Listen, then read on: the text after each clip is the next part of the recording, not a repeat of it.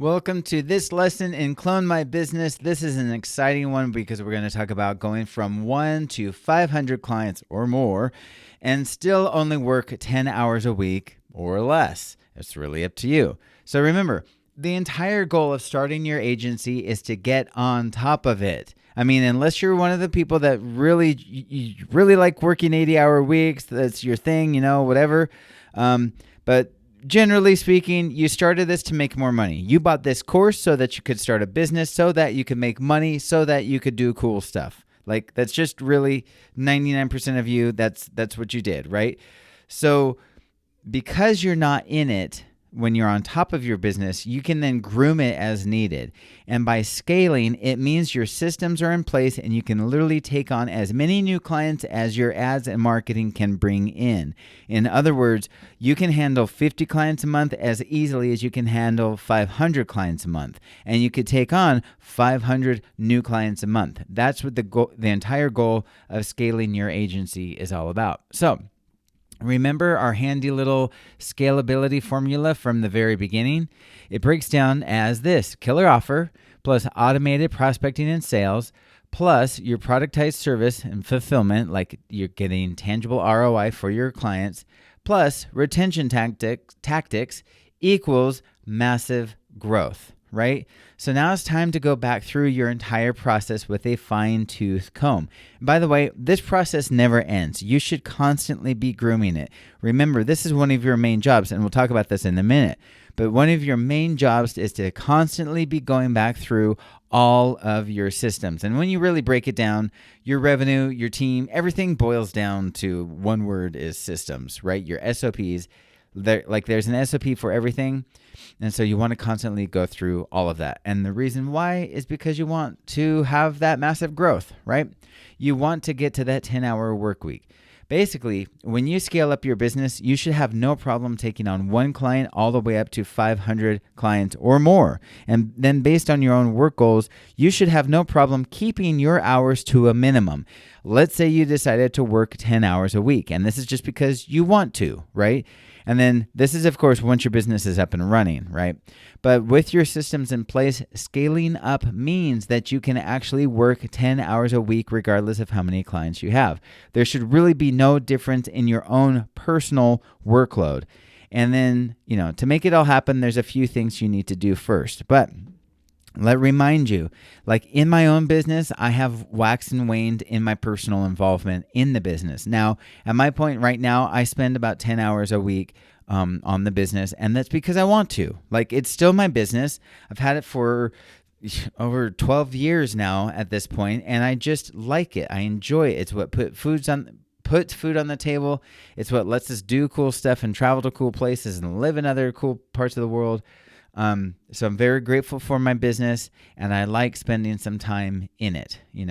I should rephrase that. I like spending some time on it, right? Okay, but in order to get there, to this 10-hour work week or a 1-hour work week or whatever it is for you, there's 3 things that you need to do. Remember your 3 jobs: revenue, systems, and team. But like I said, even your revenue and your team, we could put those underneath the systems umbrella, right?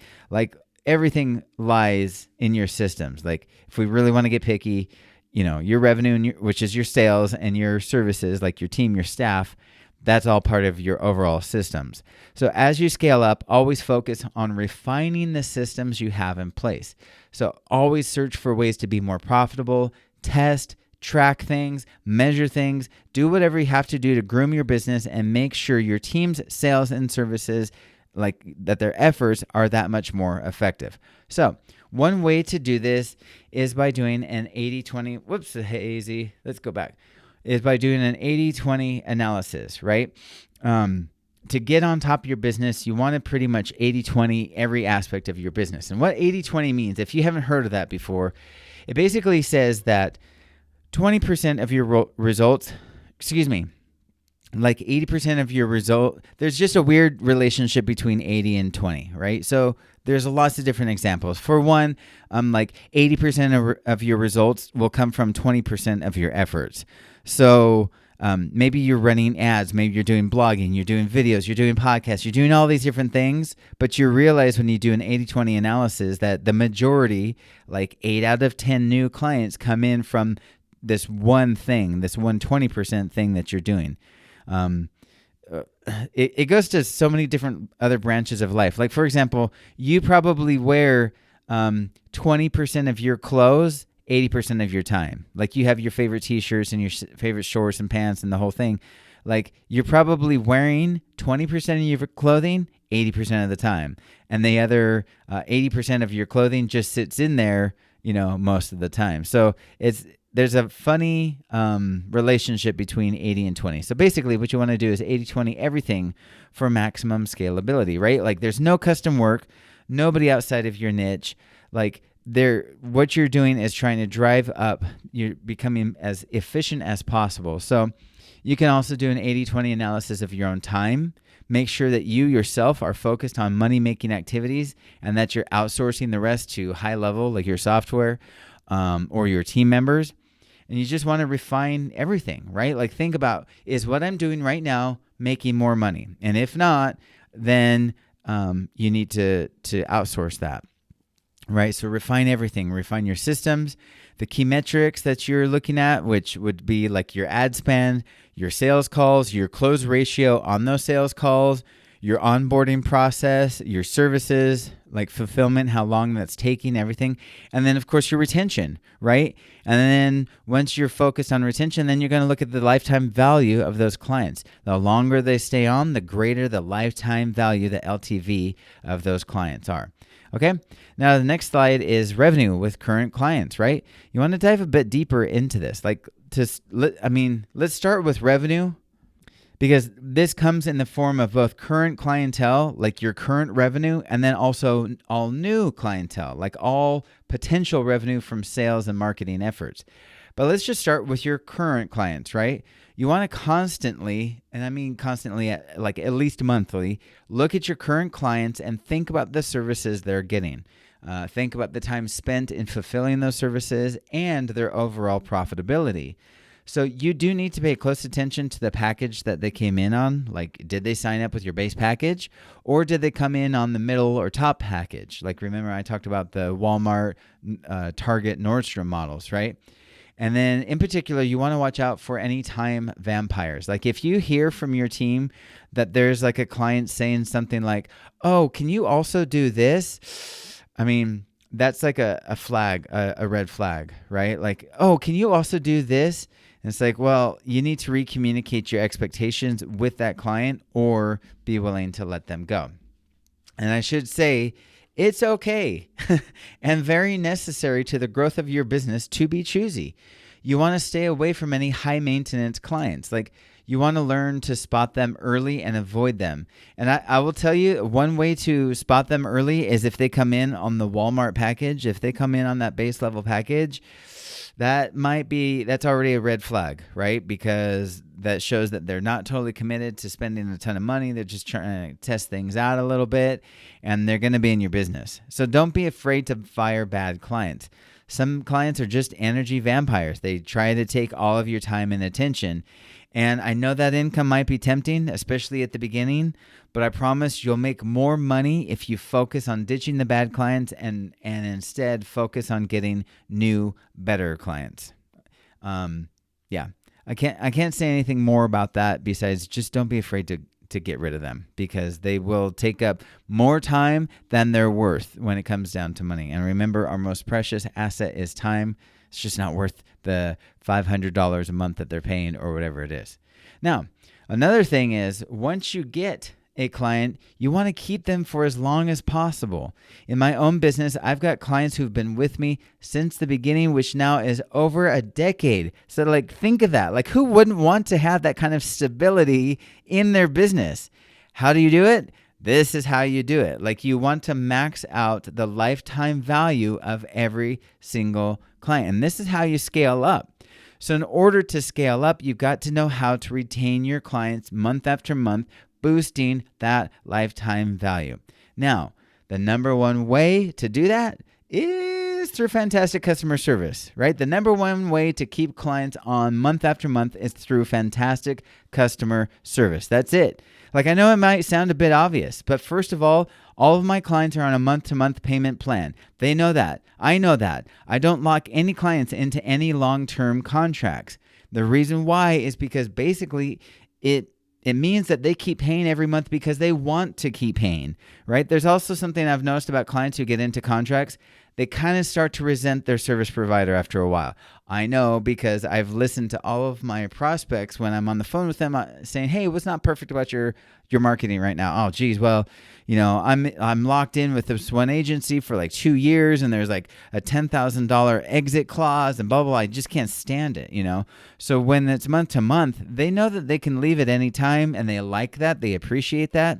And then, of course, you just look at the biggest models like Netflix, Salesforce, like it's all month to month, right?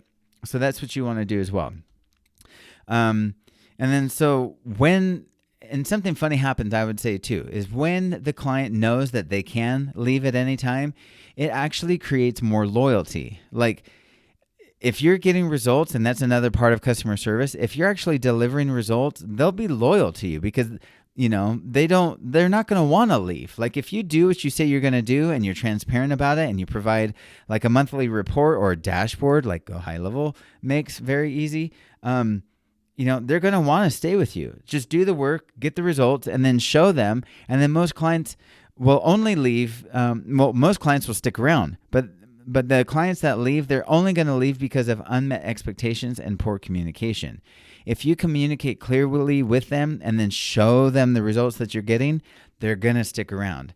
Remember, you always want to be an asset to them, not a liability. You want to be an investment and not an expense. Like you want to be a bill that they don't even think about. They absolutely just need it, just like their cell phone bill or their electric bill, whatever it is. Okay? So number one, fantastic customer service. Keep your clients on month after month and scale. Now, revenue, like when it comes to sales, this is all potential revenue, right? The best tips that I can give here are to review each source of new revenue at least on a monthly basis. And this means checking your ads. It means making sure that your offer is getting clicks and converting into booked sales appointments. And then you want to check your own marketing efforts, right? Like how's your traffic? How's your overall messaging? What about your website? Does it need any updates? Then finally, what are your sales numbers doing? Once your ads and marketing are in place, what about the closing, right? The sales side. How many calls are you or your team getting each week? How many of those are you closing? What's that ratio? Are you closing 50% of all calls you get on? Can you increase that number? What about the objections on those sales that you're getting? Like, is there a way that you can work on overcoming those objections and getting better and resolving those doubts?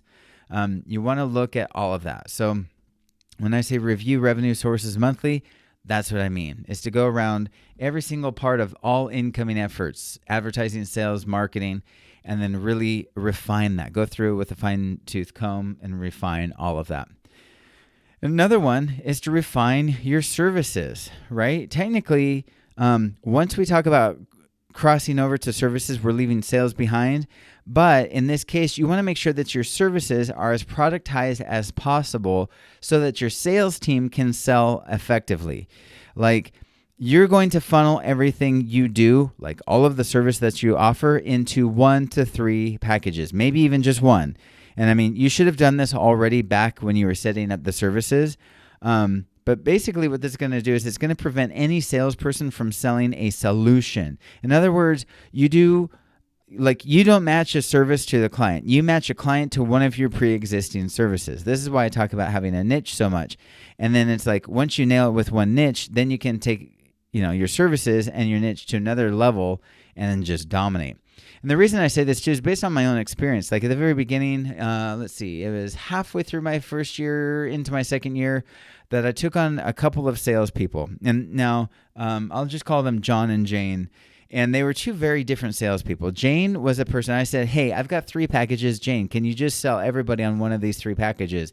And Jane was like, oh yeah, sure, no problem. And that's what she did. Like she closed people on one of the 3 packages and that's all she did. Whereas John, he was he just wanted every single sale Jane wasn't afraid to say no, whereas John was. He wanted every single sale. So, as he was talking to clients or prospects, he'd be like, "Oh yeah, sure, we can do that." And then he'd come back to me and say, "Hey, Sean, can we do this?" I'm like, why are you doing that? Like, just stick to the script, right? Like, stick to the packages that we have, because then that forced me to have to scramble to like figure out how to get everything done and blah, blah, blah. It was just harder. So just with your sales, make them as productized as possible into 1, maybe 3 packages, and that's all you sell from. And if they don't fit in that, that's fine. You don't have to take them on as a client, because there's plenty of people that will. Now, one of the final points that I want to make here is your team members. So you want to make sure that you're constantly reviewing your team members. Like, how are they doing? How are they doing the work? Are they communicating effectively? And that means with the clients and with you. Like, are they getting results for your clients? Do the clients know that? And then once you get a few team members on board, you'll find that some work better than others. Again, this is another place where you can do like an 80-20 analysis. And you'll realize that probably 80% of the work is getting done by 20% of your team members. So again, same thing. You don't want, you've got to groom that. So just like your clients, don't be afraid to let underperforming staff go. Like, this is your business. It's not a charity. Like, I mean, as harsh as that sounds, your job isn't just to hand out jobs to everybody. Your job is to get results for your clients that are paying you to do that. And so you need to have team members that are also on board. And if they're not on board with that and they're not getting the results that your clients are paying for, then you need to let them go. So you have to have a team that will understand that. Make cuts when you have to, hire more when you have to. And then basically, this is how you get on top of your agency, and then you can just groom it from above. Then scale it as much as you want. You can scale it to the moon. If you want 500 clients paying you $1,000 a month, you can. It's entirely up to you. So I know this is kind of a lot of information. Let me know if you have any questions or comments. And of course, I will answer them. Send me an email. I'm here for you. I want this to work for you. And I will see you in the next lesson.